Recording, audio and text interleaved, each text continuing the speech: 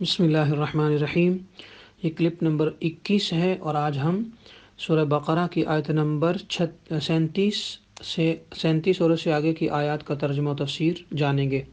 اللہ رب العالمین نے ارشاد فرمایا، فَتَلَقَّى آدَمُ مِن رَّبِّهِ كَلِمَاتٍ فَتَابَ عَلَيْهِ إِنَّهُ هُوَ التَّوَّابُ الرَّحِيمُ۔ پھر سیکھ لیے حضرت آدم علیہ السلام نے اپنے رب سے کچھ کلمے، فتاب علیہ تو اللہ نے ان کی توبہ قبول کی، انہ هو التواب الرحیم بے شک وہ توبہ قبول فرمانے والا ہے۔ وہ جو کلمے تھے اس کے اندر دو روایات ہیں۔ پہلا تو یہ کہ اللہ تعالیٰ کی بارگاہ میں حضرت آدم علیہ السلام نے دعا کی، ربنا ظلمنا انفسنا وان لم تغفر لنا وترحمنا لنکونن من الخاسرین۔ ایک تو یہ سیکھا تھا اور دوسرا یہ سیکھا تھا، اللہم انی اسألک بحق محمد صلی اللہ تعالی علیہ وآلہ وسلم ان تغفر لی۔ حضرت ابن منذر کی روایت میں یہ کلمات ہیں، اللہم انی اسألک بجاہ محمد عبدک وکرامتہ علیک ان تغفر لی خطیئتی۔ ترجمہ یہ ہے، یا اللہ میں تجھ سے تیرے بندہ خاص حضرت محمد صلی اللہ علیہ وسلم کی عزت اور مرتبے کے طفیل اور ان کی بزرگی کے صدقے میں جو انہیں تیرے دربار میں حاصل ہے، یا اللہ مغفرت چاہتا ہوں۔ تو فوراً اللہ تعالیٰ کی طرف سے جواب آیا کہ اے آدم تم نے اس شہنشاہ کو کہاں سے جانا؟ تو حضرت آدم علیہ السلام نے سارا ماجرا عرض کیا۔ اللہ کا حکم ہوا، اے آدم وہ محبوب صلی اللہ علیہ وسلم سب پیغمبروں کے بعد پیغمبر ہیں، تمہاری اولاد میں سے ہیں، اگر وہ نہ ہوتے تو تمہیں بھی پیدا نہ کیا جاتا، فتاب علیہ تو بے شک ان کی توبہ قبول فرما لی گئی۔ تو اس سے یہ پتہ چلا کہ حضرت سیدنا آدم علیہ السلام کی جو توبہ ہے وہ بھی آقا علیہ السلام ہمارے نبی صلی اللہ علیہ وآلہ وسلم کے طفیل اور تصدق اور صدقے سے قبول فرمائی گئی۔ لہٰذا ہمیں بھی چاہیے ہم جب بھی توبہ کریں، جب بھی اللہ کی بارگاہ میں دعا کریں تو حضرت سیدنا آدم علیہ السلام کے الفاظ یا ان کی سنت کے مطابق دعا کریں کہ آقا علیہ السلام کا وسیلہ دے کر دعا کریں۔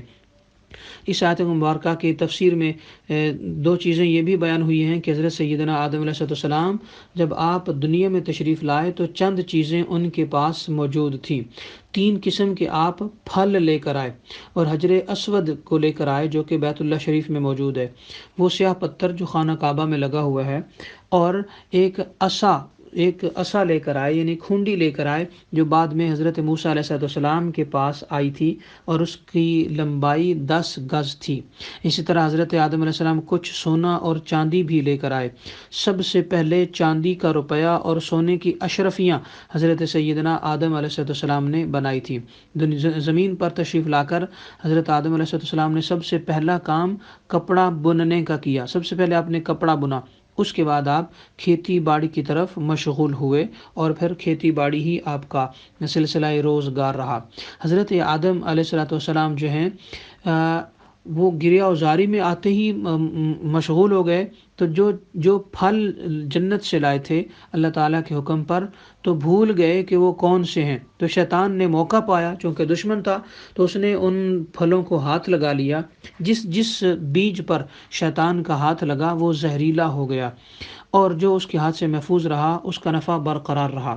حضرت سیدنا آدم علیہ السلام کے ساتھ 3 قسم کے جنتی میوے بھی آئے، ایک وہ کہ جو پورے کھا لیے جاتے ہیں، دوسرے وہ جیسے کہ سیب وغیرہ، دوسرے وہ کہ جن کا اوپر والا حصہ کھایا جاتا ہے اور گٹھلی پھینک دی جاتی ہے جیسے کہ خرمانی وغیرہ، اور تیسرے وہ کہ جن کا اوپر والا چھلکا پھینک دیا جاتا ہے اور اندرونی چھلکا کھا لیا جاتا ہے جیسے کہ انار وغیرہ۔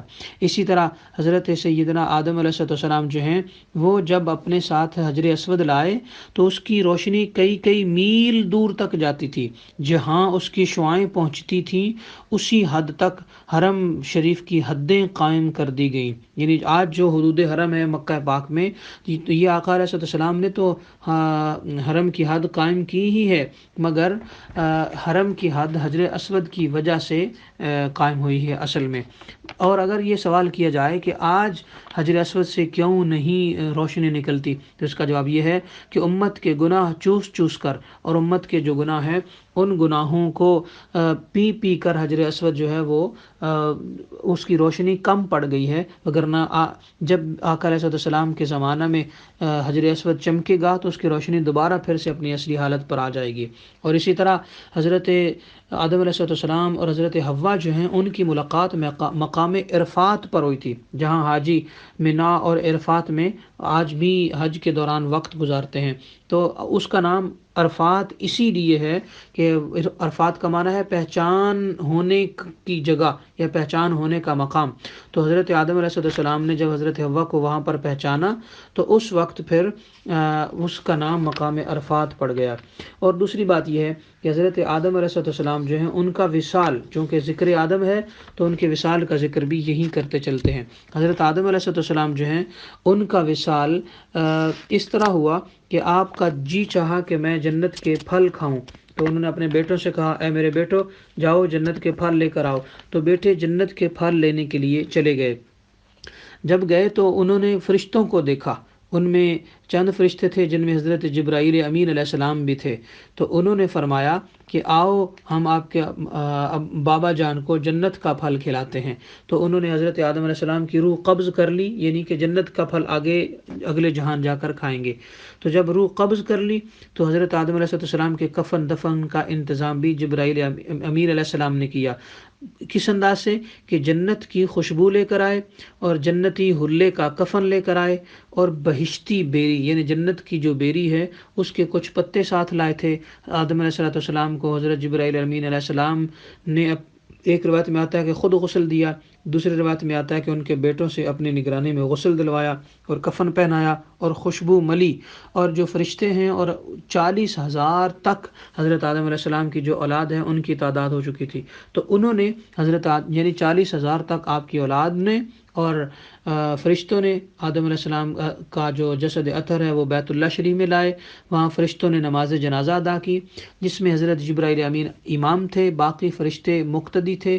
اس میں 4 تکبیریں نماز جنازہ کے لیے پڑھی گئیں۔ یہی وجہ ہے کہ آقا علیہ السلام نے بھی 4 تکبیروں ہی کا حکم فرمایا۔ اس کے بعد پھر نماز جنازہ ادا کرنے کے بعد مکہ پاک سے، کعبہ شریف سے، بیت اللہ سے 3 میل کے فاصلے پر مقام مینا میں لے گئے، جہاں آج بھی حاجی قربانی کرتے ہیں۔ اسی جگہ حضرت اسماعیل اور حضرت ابراہیم علیہ السلام نے قربانی کی تھی۔ مسجد خیف کے پاس جو ہے وہ قبر کھودی گئی اور حضرت آدم علیہ السلام کو دفن کر دیا گیا اور اونٹ کی ڈھلوان کی طرح آپ کی قبر بنائی گئی۔ یہی وجہ ہے کہ آج بھی اونٹ کی ڈھلوان کی طرح ہی ہماری قبریں بنائی جاتی ہیں۔ یہ جو سعودیوں نے نیا طریقہ نکالا ہے کہ بالکل زمین کے اندر انسان کو دفن کر دیا جائے اور پتہ ہی نہ چلے کہ قبر ہے یا نہیں ہے، یہ سنت مصطفیٰ علیہ السلام کے بھی خلاف ہے اور یہ سنت حضرت جبرائیل و آدم کے بھی خلاف ہے۔ اور حضرت حوا جب انتقال ہوا تو ان کی قبر کو جدہ میں انہیں دفن کیا گیا اور حضرت حوا کی مزار جو آج بھی جدہ میں ہے۔ اسی طرح اللہ تعالیٰ نے اگلی آیت مبارکہ میں ارشاد فرمایا کہ قُلْنَا اهْبِطُوا مِنْهَا جَمِيعًا فَإِمَّا يَأْتِيَنَّكُم مِّنِّي هُدًى فَمَن تَبِعَ هُدَايَ فَلَا خَوْفٌ عَلَيْهِمْ وَلَا هُمْ يَحْزَنُونَ۔ یہ آیت سورہ بقرہ کی آیت نمبر 38 ہے۔ اللہ تعالیٰ نے ارشاد فرمایا، ہم نے فرمایا تم سب جنت سے اتر جاؤ۔ تو سب سے مراد پچھلی آیت میں بیان کر دیا گیا ہے کہ حضرت آدم بھی، حضرت حوا بھی، حضرت آدم علیہ السلام کے ساتھ ایک مور تھا اور ایک سانپ تھا اور ایک شیطان تھا۔ تو فرمایا سب اتر جاؤ، اور سب سے مراد حضرت اولاد آدم بھی ہے جو کہ حضرت آدم علیہ السلام کی پشت میں تھی۔ تو فرمایا سب اتر جاؤ۔ فَإِمَّا يَأْتِيَنَّكُم مِّنِّي هُدًى، پھر اگر تمہارے پاس میری طرف سے کوئی ہدایت آئے تو فمن تبع ہدایا، تو تم میں سے جس نے بھی اس ہدایت کی پیروی کی، فلا خوف علیہم ولا هم يحزنون، پس ان پر کوئی اندیشہ نہ ہوگا اور نہ ہی وہ غمگین ہوں گے۔ اس آیت مبارکہ میں اللہ تعالیٰ نے قیامت کے دن خوف و غم سے آزاد جن لوگوں کو فرمایا تو وہ لوگ ہیں جو اللہ تعالیٰ سے ڈرے، جنہوں نے نیکی کا کام کیا، جو برائیوں سے بچتے رہے، جو ہر طرح کے خوف سے محفوظ رہے، لہٰذا محفوظ رہیں گے اللہ تعالیٰ کی کتابوں کی ہدایت پر عمل کر کے، یعنی قرآن پاک پر عمل کر کے، آقا علیہ السلام کی سیرت پر عمل کر کے ہدایت پر قائم رہیں گے، اور نہ قبر میں اندیشہ ہوگا نہ حشر میں ہوگا۔ آگے فرمایا والذین کفروا وکذبوا بآیاتنا، اور وہ لوگ جنہوں نے انکار کیا اور ہماری آیتوں کو جھٹلایا، اولئک اصحاب النار، وہی دوزخی ہیں، ہم فیہا خالدون، انہیں اس جہنم میں ہمیشہ رہنا ہے۔ اس آیت مبارکہ میں پتہ چلا کہ مفصل ایمان اور اعمال جو ہیں وہ کون کون سے ہیں، اس چیز میں یہ پتہ چلتا ہے۔ جس طرح یوں ہی ہے کہ حضور نبی مکرم صلی اللہ تعالیٰ علیہ وآلہ وسلم جو ہیں وہ ہادی بن کر آئے، قرآن ہادی بن کر آیا، تو ہمیں چاہیے آقا علیہ السلام کو بھی ان کی ساری شانوں کے مطابق جو اللہ نے قرآن پاک میں بیان فرمائی، جو آقا علیہ السلام نے حدیث پاک میں اپنی عظمتیں ہمیں بتائیں اور سنائی، ان کے مطابق ہم مانیں، اور اسی طرح قرآن مقدس کو بھی کتاب لا ریب کے طور پر مانیں، رواجی طور پر ہم نہ مانیں۔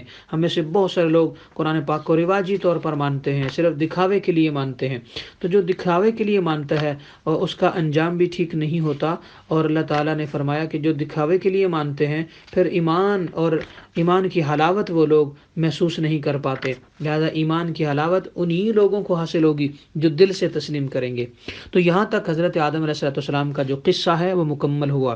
اس کے آخر میں چند نکتے ہیں، جو چند فائدے ہیں جو ہمیں پتہ چلتے ہیں، وہ آپ تک پہنچانا ضروری ہے۔ سب سے پہلا فائدہ یہ ہے کہ سب کو بہکانے والا اور راہ راست سے ہٹانے والا جو انسان کا دشمن ہے وہ شیطان ہے، تو ہمیں چاہیے کہ شیطان کے شر سے بچتے رہیں۔ دوسرا فائدہ یہ ہے کہ شیطان کو بہکانے والا نفس ہے، لہٰذا نفس شیطان سے زیادہ خطرناک ہے، لہٰذا ہمیں چاہیے کہ اپنے نفس امارہ کے شر سے بچتے رہیں۔ دوسرا یہ کہ سب سے پہلا گناہ شیطان کی جو نافرمانی ہے وہ حسد کی وجہ سے ہوا، لہٰذا ہمیں چاہیے ہم حسد کرنے سے بچیں، ہر صورت بچیں، کسی کے مال، گاڑی، ڈگری، خوبصورت اولاد، جاب، کسی بھی چیز کو لے کر ہم حسد نہ کریں۔ اور حسد، اس سے یہ بھی پتہ چلا کہ حسد تمام گناہوں کی جڑ ہے۔ اس میں خاص لطیف نکتہ بھی ہے، وہ یہ کہ حسد کی وجہ سے نفس عقل کو ڈھک لیتا ہے، اور ایک اور نکتہ ہے کہ حسد اور ہرس اور ہوس اور طمع یہ سب نقطوں سے خالی ہیں، یہ الفاظ سارے کے سارے نقطوں سے خالی ہیں۔ ایسے ہی حاسد جو ہے وہ اللہ تعالیٰ کی نعمتوں سے بھی محروم رہتا ہے۔ اور ایک یہ پتہ چلا کہ شیطان براہ راست حملہ نہیں کرتا بلکہ عورت کے ذریعے کرتا ہے، اور عورت جو ہے وہ حضرت حوا علیہ السلام جو ہیں ان کے ذریعے حضرت آدم علیہ السلام کو دانہ کھلایا، اور پھر آپ سارے جنت سے زمین پر آئے اور پھر ساری کائنات بسی۔ گو کہ اس میں حکمت تھی، مگر اس کے باوجود عورت کے ذریعے حملہ کیا۔ ہمیں چاہیے کہ جب بھی ہمیں بیوی یا بہن یا عورت کے روپ میں کوئی بھی عورت جب مشورہ دیتی ہے تو قرآن و حدیث کو مد نظر رکھتے ہوئے، دنیاوی اصولوں، شرم و حیا کے اصولوں، اللہ کے اصولوں کو مد نظر رکھتے ہوئے غور و فکر کرنے کے بعد پھر اس پر لبیک کہا جائے، پھر اس کو تسلیم کیا جائے، اور پھر اس پر عمل پیرا کیا ہونا چاہیے۔ آج ہمارے ہاں حال یہ ہے کہ شوہروں کو ان کی بیویاں جو مشورہ دیتی ہیں وہ جائز ہو ناجائز ہو، ماں باپ، بہن بھائیوں، سوسائٹی، شریعت کے خلاف جاتا ہو تو وہ پرواہ نہیں کرتے، اور عورت کی تابعداری میں غلط کو بھی صحیح قرار دے دیتے ہیں۔